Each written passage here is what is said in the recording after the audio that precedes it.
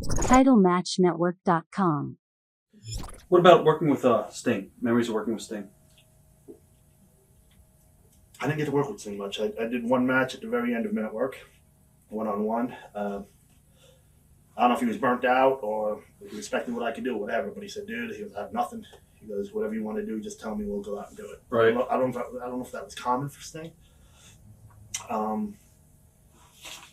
Sting, man. If anyone should give Flair a present every year, I think Sting should. I think Flair in many ways made Sting what he is, and he's been living off that fame for a long, long time. Sting is talented, had great charisma.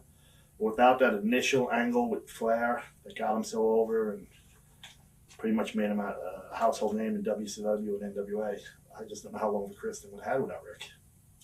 You also worked with Harlem Heat. Thoughts on those guys, Booker and your brother? I think Stevie should be buying Booker a present every year, too. Both really good guys. Booker, phenomenal. Oh, my God.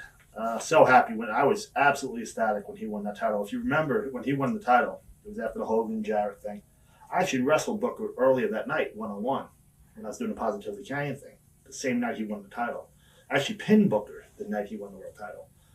So me and him had gone through that feud, and we had, me and Bam Bam also feuded with those guys. They beat us for the belts. Right.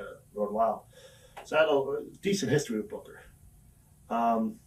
I was one of the first people to congratulate him when he came to that curtain, and I was so happy for him. I mean, it was a weird way for him to win it. It was a tough way for him to win it. It was a lot of controversy that night. He didn't even know if he's going to have the match with Jarrett, and if he did have the match, he didn't know if he was going to go over up until minutes before he went out there, unless he was in on the whole thing. Who knows?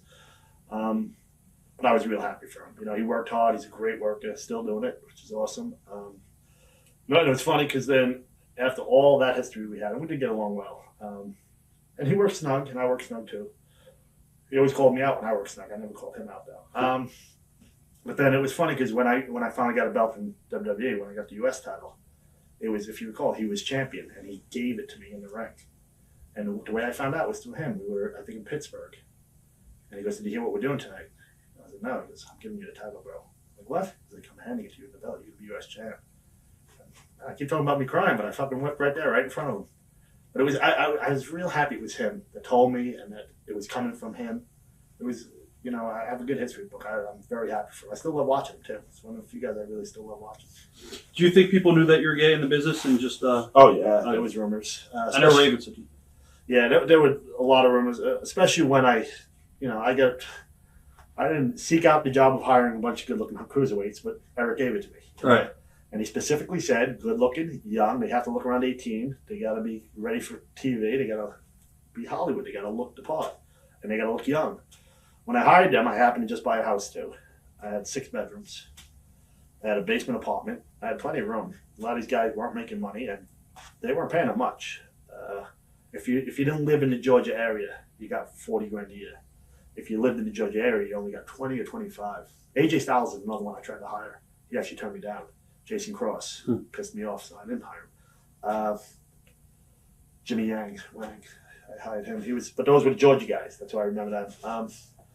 So the guys that were not, they weren't making that much money, and they had to do it, 5 days a week at power plant stuff. So, I opened my house, but I think a lot of wrestlers saw that as weird. I had a bunch of young cruiserweights living with me.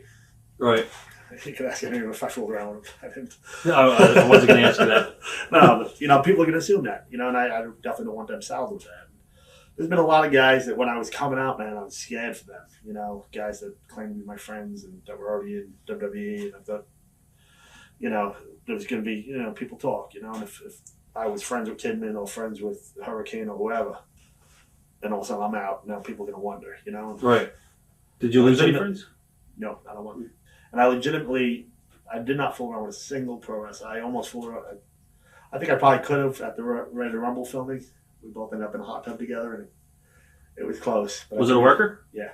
But we both, I think we both thought, I'm trusting this guy. If I out myself to him and we do fool around, there's a chance he'll tell other people before we know it's out. I think we both thought that.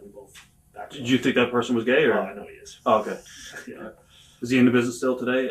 Yes, I believe he is. Yeah, I just read something about it. Okay. I guess, why didn't you come out any sooner? Just pussy, I guess. Right. I think I was afraid. it's a huge process, man. It's hard. I needed that therapy, man. I thought I was ready. I'm telling you, man. Again, I got to look back and say everything happens for a reason. Everything that happened was supposed to happen. If they would have done it in 2001, 2, when I wanted to do it, God only knows what would have happened. Man, I didn't realize it was going to be such a big deal. Because when I started doing it, coming out, I came out in therapy first, then to my family, and without therapy, I don't think I would have been able to deal with it. And to come out and then subject myself to whatever angle Vince would have put me in. And my gut is he would have fucking leaned me towards heel, and that's not what I wanted to do. I wanted to come out and be neutral and let the fans decide, but I think he would have leaned me towards heel. To have 20,000 people chanting faggot at me, I don't know if I could have dealt with it. Back then, now I could. I don't give a fuck. But back then, I don't think I could have. Did you ever have to pretend you were straight by hooking up with a groupie or anybody? Oh, shit, yeah. Tons of times. Especially the ones with the biggest mouths. Little and figured, nah. If there was a rat that I knew talked a lot. Right. I can tell you one story about X-Pac. Me and my friend were in the lobby with this girl who I knew I could fuck her anytime I want. And my buddy had a camera, so I'm like, yeah, this will work because the camera might, if it gets spread that this girl's blowing me or I'm fucking her, I'll erase most doubts. Right. X-Pac was in the lobby with us when we were talking to this whore, and he knew it was, one of us was going to probably bang her. So my buddy goes up with me, and the girl gives me a blowjob. And next day, X-Pac's in the elevator, and he sees my buddy. He goes, hey, what happened with that girl last night? My buddy goes, oh, she blew Kanyon. I filmed it. And X-Pac's like, really? Oh, he thought Kanyon was gay. So I was like, all that work. Right. And, the first wrestler to hear about it, just, that's weird. I thought Kanyon was gay. Wow. So I kind of thought it worked a little bit, but I'm like, well, I guess the rumor's already out there. Any of the guys ever question you as far as like being straight up? Terry Taylor, I'll give him credit, man. Out asked me. I lied to him, said I wasn't. How did that come about? Me and Terry were pretty close. I went over to his house a couple of times and met his kids, met his wife, went out to eat. He ordered Chinese one time. I went over there. We were friendly. And Terry does not have that part of the brain that says, don't ask that. It might hurt someone's feelings. Or, right. Don't say that. It's going to bury you. I mean, I think that's Terry's biggest problem. Well, one of his biggest attributes, whatever way you want to look at it. But, oh, by the way, are you gay? Just wondering. It's like, no, why do you ask? Because, you have all those cute cruiserweights in your house. No. And then I think Raven always constantly asks me. It's funny, and then once I did come out, because I still had friends up in WWE, once I came out, I asked a couple of my friends, I'm like, so what was the reaction up there?